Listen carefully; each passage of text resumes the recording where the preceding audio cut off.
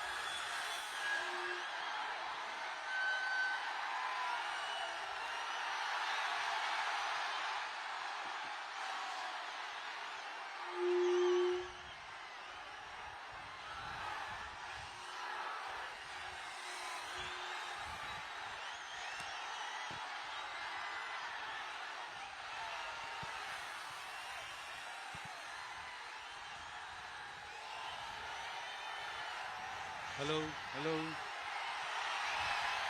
நான் பேசுறது கேக்குதா? நான் பேசுறது நல்லா கேக்குதா? ஏன்னா காலையில நான் பேசும்போது நான் பேசுறதே ஒரு 2 செகண்டுக்கு அப்புறம் தான் எனக்கே கேட்டுச்சு. Hello hello hello hello hello, கேக்குதா?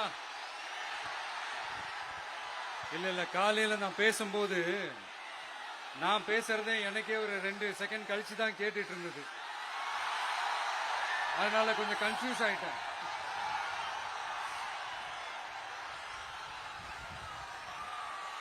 ஓகே, முதல்ல போலீஸ் டிபார்ட்மெண்ட்டுக்கு என்னுடைய மனமார்ந்த நன்றிகள்.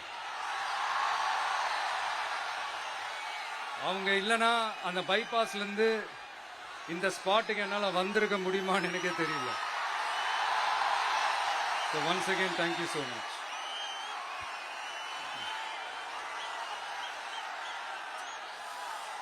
கரூர் அமராவதி ஆத்தங்கரையில இருக்கிற ஒரு ஊரு. அது மட்டும் இல்ல, இங்க ரொம்ப முக்கியமான டெக்ஸ்டைல் மார்க்கெட் ரொம்ப ஃபேமஸ், எல்லாருக்குமே தெரிஞ்ச ஒரு விஷயம் தான். அந்த மாதிரி கரூரை பத்தி பெருமையா சொல்லிக்கிறதுக்கு நிறைய விஷயங்கள் இருக்கு. அதுல எந்த மாற்று கருத்துமே கிடையாது. ஆனா இப்போ ரீசன்ட் டைம்ல பாத்தீங்கன்னா இந்தியாவிலேயே கரூர் அப்படின்னு சொன்னாலே ஒரே ஒரு பேர் தான் ரொம்ப ஃபேமஸா ஜொலிக்குது. அதுக்கு யார் காரணம்?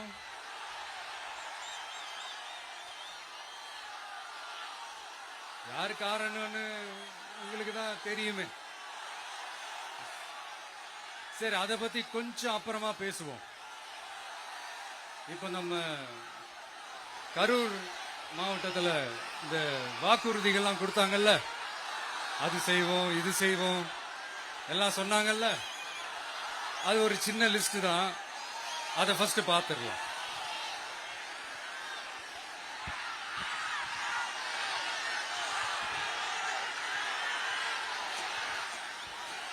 இந்த கரூர் மாவட்டத்தில்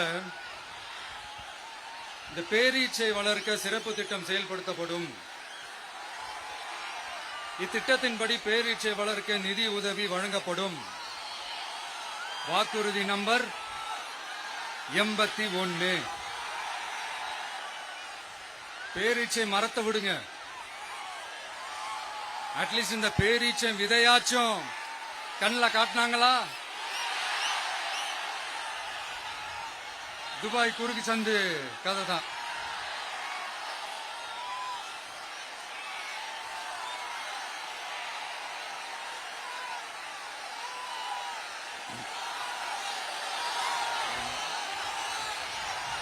போறீங்களா? அடுத்து இன்னொரு வாக்குறுதி இருக்கு. கரூர் விமான நிலையம் அமைக்க நடவடிக்கை எடுக்கப்படும்னு வாக்குறுதி நம்பர் 448. ஆட்சியே முடிய போகுது. 4.5 வருஷம் முடிஞ்சிருச்சு. இப்ப போய் ஒன்றிய அரசு கிட்ட அமைச்சர் போய் கோரிக்கை வைக்கிறாரு. என்னன்னு? ஏர்போர்ட் கட்டணும். ஐயா அமைச்சரே, இதுதான் உங்க டக்கா?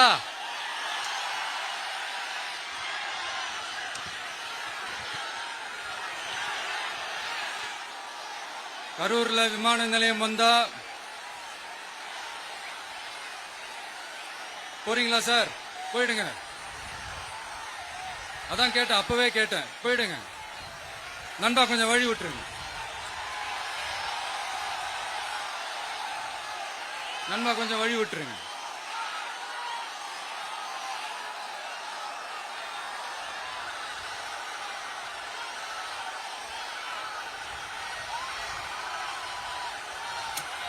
கொஞ்சம் வழி விட்டுருங்க. போயிட்டு போயிடுங்க.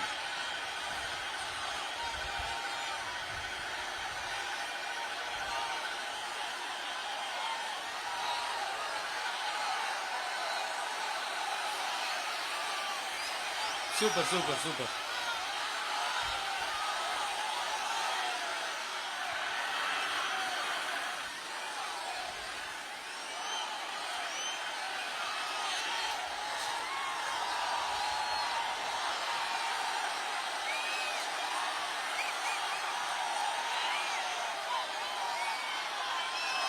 என்னப்பா ஆம்புலன்ஸ்ல நம்ம கொடி இருக்குது?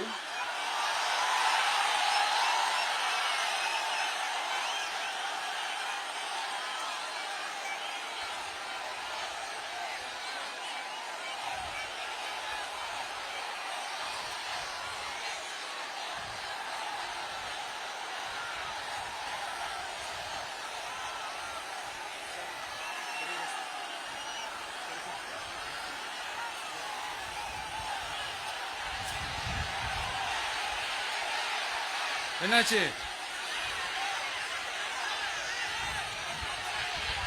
தண்ணி கொடுங்க. தண்ணி பாட்டில் கொடு. தண்ணி பாட்டில் கொடு.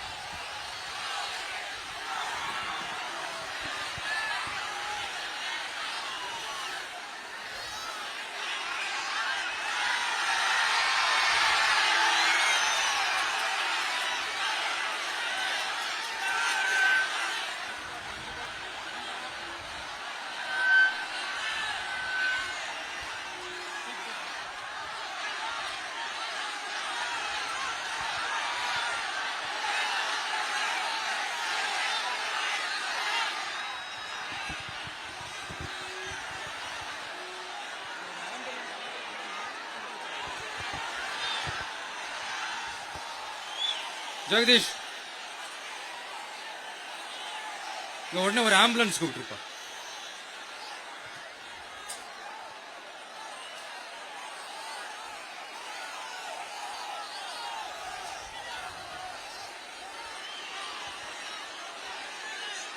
என்ன சொல்றான்?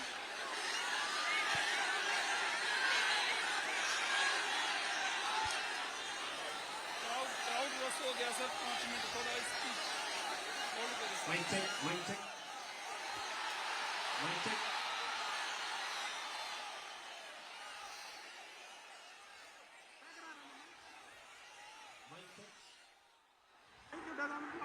வருதா? எப்படி போறது?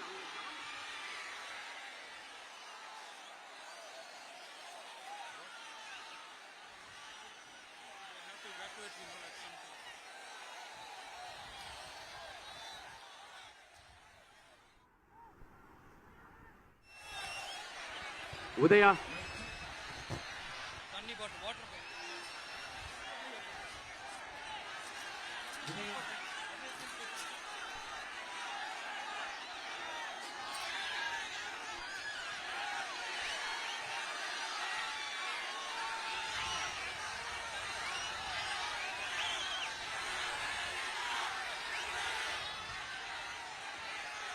Mic check mic check. என்னப்பா? ஆ? Coming coming coming. ஆம்புலன்ஸ் வருது வருது வருது.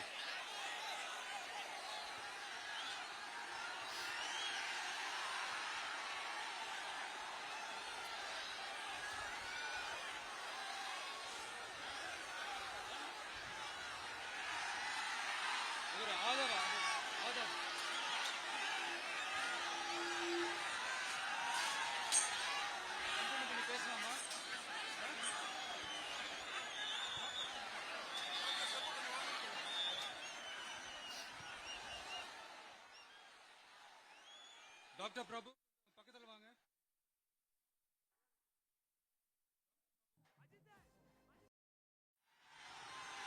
பேசுறேன். சரி ஓகே கண்டினியூ பண்ணவா பேசுறது? நான் அந்த ஏர்போர்ட் கட்டுறதை பத்தி சொன்னேன் இல்லைங்களா? அது இங்க கட்டின அந்த ஜவுளி தொழில்லாம் ரொம்ப நல்லா டெவலப் ஆகுன்றது உண்மையான விஷயம்தான். But at the same time இந்த பரந்தூர் மாதிரியே இந்த மக்கள் பாதிக்காத வண்ணம் அந்த இடங்களா பார்த்து அந்த ஏர்போர்ட் கட்டினா இன்னும் நல்லா இருக்கும். அப்புறம் நம்ம கரூர் பிரச்சனைக்கு வருவோம். இந்த மணல் கொள்ளை தாங்க கரூரோட தீராத தலைவலி. மணல் கொள்ளை கரூரை வறண்ட மாவட்டமாக்கிட்டது மட்டும் இல்லாம சட்டவிரோத கல் குவாரிகள் கரூரின் கனிம வளத்தை அழிச்சுக்கிட்டு இருக்கு. இதுக்கு காரணம் யாரு சிஎம் சார்? 11 மணிக்கு பதவி ஏத்துக்கிட்டா 11:05 மணல் கொள்ளை அடிக்கலாம்னு ஓபனா சொன்னவங்க தானே உங்க ஆளுங்க.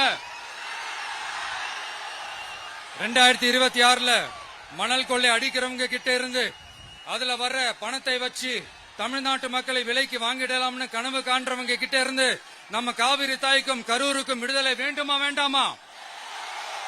கிடைக்கும், கவலைப்படாதீங்க.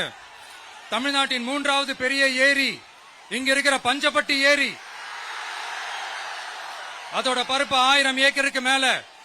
அந்த ஏரி நல்லா இருந்தா விவசாயம் செழிப்பா இருக்கும். விவசாயம் செழிப்பா இருந்தா மொத்தமா பல லட்சம் குடும்பம் சந்தோஷமா இருக்கும். ஆனா பல வருஷமா அதை சீரமைக்காம அதுக்கு தண்ணி வர்ற வழிகளை சரி செய்யாம போட்டு வச்சிருக்கிறாங்க இந்த ஆட்சி செய்யறவங்க. நம்ம ஆட்சி, அதாவது உங்க ஆட்சி வரும் அன்னைக்கு இந்த பஞ்சப்பட்டி ஏரிக்கு உயிர் வரும். உங்க முகத்தில் நிம்மதி சந்தோஷம் எல்லாம் திரும்ப வரும். ஜவுளி தொழில் கரூர் நகரை வளர்த்தெடுக்குது. இருந்தாலும் மக்கள் பாதிக்காத வண்ணம் ஜவுளி தொழிற்சாலைகள் இருந்து வெளியேறிய கழிவுகளை சுத்திகரிக்க அறிவியல் பூர்வமான நடவடிக்கைகள் எந்த அரசும் எடுக்கவே இல்லை என்ற கவலை மக்கள் கிட்ட இருக்கு. இதை தீர்க்கக்கூடிய பிரச்சனைகள் எல்லாம் அலசி ஆராய்ந்து உண்மையாகவே நாம அவற்றை முன்னெடுப்போம். இப்ப நான் ஒரு விஷயத்தை பத்தி முன்னாடியே பேசலாம்னு சொன்னேன்ல, இப்ப அந்த விஷயத்துக்கு வருவோம். இப்போ கரூர்ல வழி விட்டுருங்க அகைன். அப்ப நம்ம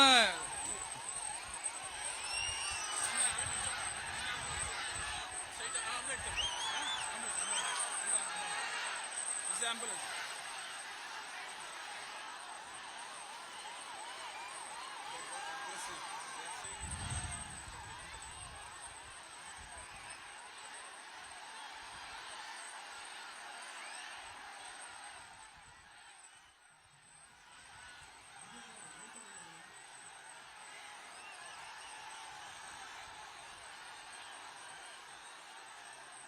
கொஞ்சம் வழி விட்டுருங்க நண்பா, ப்ளீஸ் ப்ளீஸ் ப்ளீஸ் கொஞ்சம் வழி விட்டுருங்க.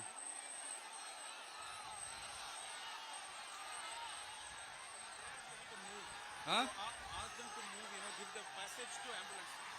Here there is a lot of people down. They have to take them to ambulance. கொஞ்சம் அந்த வழி விட்டீங்கன்னா அந்த ஆம்புலன்ஸுக்கு அவங்களுக்கு கூட்டிட்டு போகணும். அந்த வழி விட்டுருங்க அப்படியே.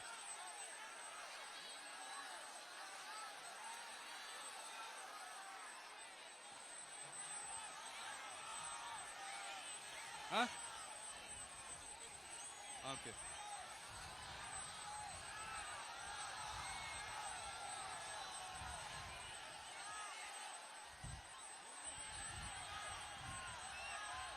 பேசலாமா? கண்டினியூ பண்ணலாமா?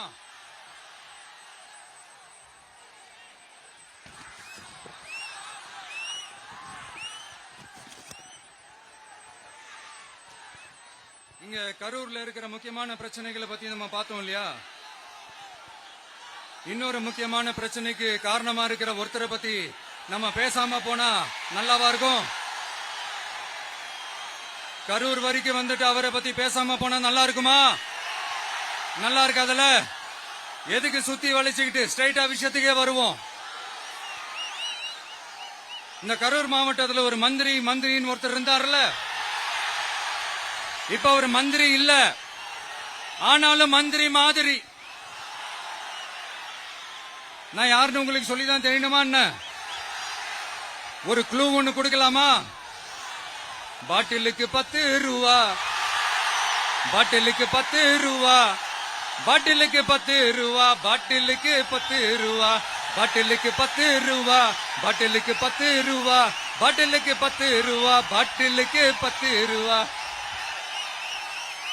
இப்ப ரீசெண்டா கரூர்ல ஒரு விழா ஒண்ணு நடத்தினாங்களே, அது என்னப்பா 30 பேர் விழாவா? 30 விழா, சாரிப்பா கன்ஃபியூஸ் ஆயிட்டேன். அந்த விழாவில் மாண்புமிகு சிஎம் அவர்கள் இந்த மாஜி மந்திரியை பத்தி உச்சி மேல தூக்கி வச்சு மெச்சினதெல்லாம் நம்ம காதால கேட்டோம் இல்லையா? இதே சிஎம் அவர்கள் இதே கரூருக்கு வந்தப்போ, எதிர்கட்சியா இருந்தப்போ, அந்த மாஜி மந்திரியை பத்தி என்னெல்லாம் சொன்னாரு, என்னெல்லாம் கேட்டாரு. ஐயா ஃபேக்ட் செக் நண்பர்களே, இதெல்லாம் நீங்க பெருசா ரிசர்ச் பண்ணணும்னு அவசியமே இல்ல. யூடியூப் ஓபன் பண்ணி பாருங்க, தெரிச்சிருவீங்க, மிரண்டுருவீங்க. இந்த திமுகவுக்கு இந்த மாஜி மந்திரி இப்ப என்னவா இருக்கிறாரு அப்படின்னு மக்கள் பேசிக்கிறாங்க தெரியுமா? இந்த திமுக குடும்பத்துக்கு ஊழல் பண்ற பணத்தை எல்லாம் 24x7 டெலிவரி பண்ற ஒரு ஏடிஎம் மெஷினா இருக்கிறாராம் அப்படின்னு நான் சொல்லுங்க, ஊருக்குள்ள பேசிக்கிறாங்க. சரி, இங்க ஓகே. இன்னொரு முக்கியமான விஷயம், இங்க போலீஸ் பாதுகாப்புலாம் இருக்கா இல்லையா? போலீஸோட கைகள்லாம் கட்டப்பட்டிருக்குன்னு நினைக்கிறேன். போலீசார் மக்கள் தான் சார் எஜமானர்கள். மக்களுக்காக மட்டும்தான் பயப்படணும், வேற யாருக்காகவும் பயப்படணும்னு அவசியமே கிடையாது. இன்னும் 6 மாசம் தான். ஆட்சி மாறும், காட்சி மாறும், அதிகாரம் கை மாறும். உண்மையான மக்களாட்சி, மனசாட்சி உள்ள மக்களாட்சி அமையும். அப்ப தெரியும் எல்லாருக்கும் சுதந்திரமும் பாதுகாப்பும் 100% வரும். தேங்க்யூ நண்பா. கான்பிடண்டா இருங்க, நல்லதே நடக்கும், வெற்றி நிச்சயம்.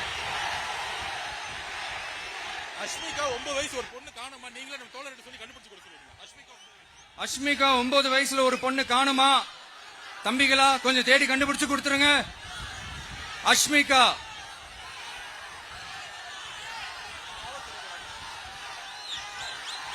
Police sir, please sir, please help sir, please. Thank you நண்பா, thank you. See you all, thank you. கான்பிடண்டா இருங்க, நல்லதே நடக்கும், வெற்றி நிச்சயம். மீண்டும் சந்திக்கும் வரை நன்றி, வணக்கம்.